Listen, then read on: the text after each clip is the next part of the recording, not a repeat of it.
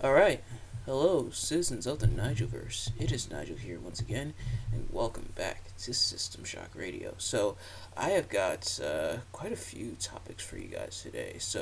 Without further ado, let's get right into them. So, the first thing I want to talk about is that this month is the month of March, meaning that is International Women's Month.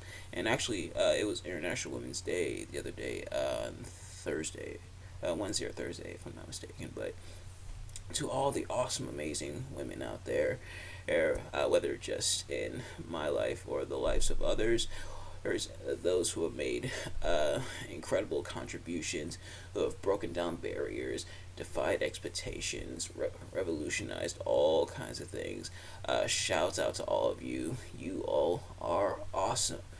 And we are all inspired and empowered by you. And um, match review that I'm gonna look at next week definitely is gonna tie into that. Of course, we're looking at WrestleMania matches, and there's one I definitely want to analyze. But um, and honestly, because it is Women's Month, I just still have another kind of wrestling review I want to look at. Not necessarily WrestleMania, but whether I get to look at it or not, I'm not sure, or schedule permitting. But speaking of wrestling, the next time I want to talk about is Rey Mysterio being inducted into the WWE Hall of Fame. Yes, Rey Mysterio, the master of the 619, one of my favorite wrestlers ever, is going in the Hall of Fame. He was the first inductee announced last night on SmackDown. Definitely well deserved, and in some people's eyes, very overdue. And honestly, I'd agree with them if Rey wasn't still like an active part of the roster. Or although he's the second wrestler or alongside Ric Flair back in 2008 to be inducted into the Hall of Fame while still being an active member of the roster. But Rey Mysterio, nevertheless, I'm not complaining about it. It definitely well earned. Definitely a pioneer, or helping bring the lucha libre style over here into the states, into the U.S. As definitely innovator, or doing a lot of stuff at his time. I'm like way back when that a lot of people weren't really doing. A lot of wrestlers weren't really doing in matches and everything, and helped change the business forever. Or thanks to Conan bringing him in, because Conan brought in a lot of helped bring in a lot of like Mexican talent to WCW and everything. Although Ray also wrestled in ECW, but yeah, Ray just continuing to blaze the path. Not the biggest man in the fight, but definitely one of the best to do it. Super duper happy about it. I was like so excited when I saw it yesterday. Like I marked out. Not even gonna lie, I was so happy to see. He definitely well earned by Rey Mysterio. The next thing I want to talk about is a question, and it's gonna be kind of speculation. This isn't gonna be based in fact or like hey, any evidence presented. It's more so just kind of talking about it.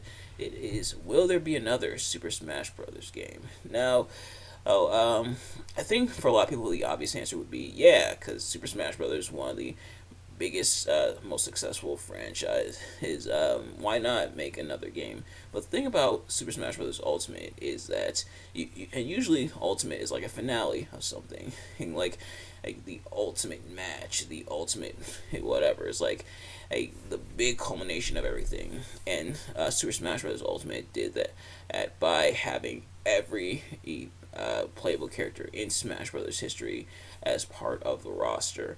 And it had big story modes and stuff like World of Light, of course. There's how do you follow that up? Can you follow that up?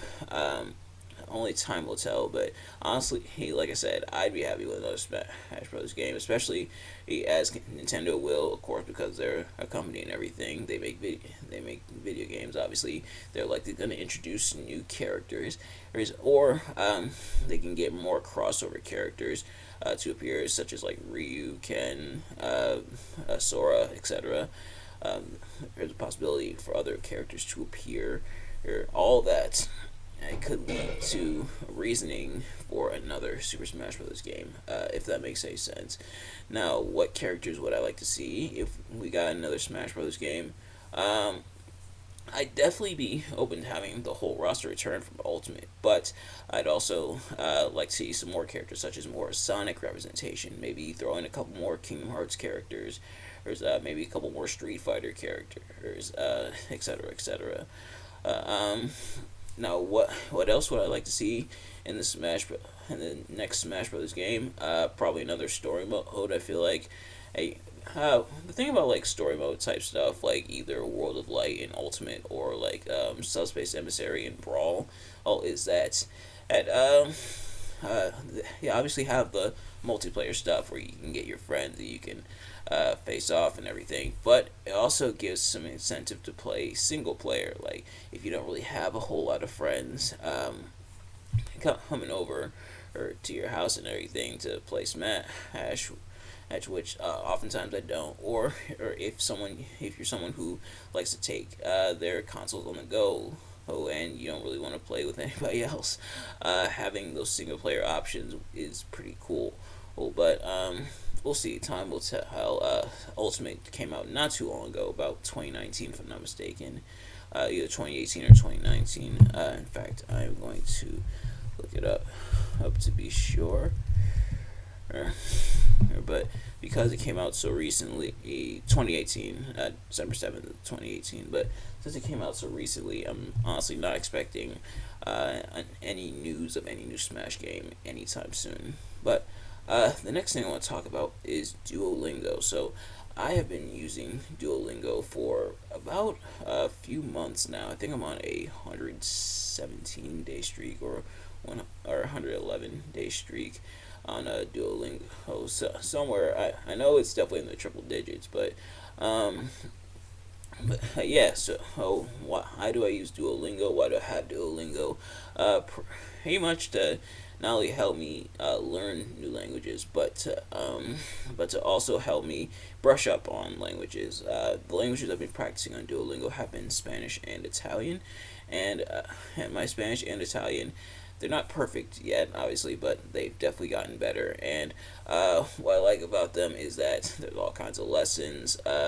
You can pick and choose what languages you want to learn, and you can learn multiple languages at the same time. You practice, and you can choose the length of how much you want to practice per day. So it can be anywhere from about I think like 3 minutes to like 5 minutes, like 10 minutes. As you can practice a little bit per day. You get a streak going. There's competitions and everything. So just some incentives to want to try to learn a new language and everything. They have the Super Duolingo where even if you make mistakes and everything, you can keep going, and you don't have to worry about ads at the end.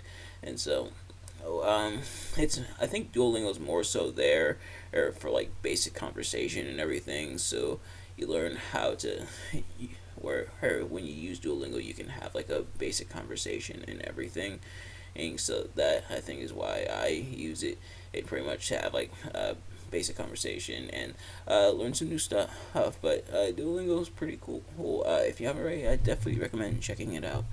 The next thing I want to talk about is that PS5s are now available to buy just regularly. So, gone are the days of having to wait for invitation and everything. You can buy PlayStation 5 right in the store or right on PlayStation.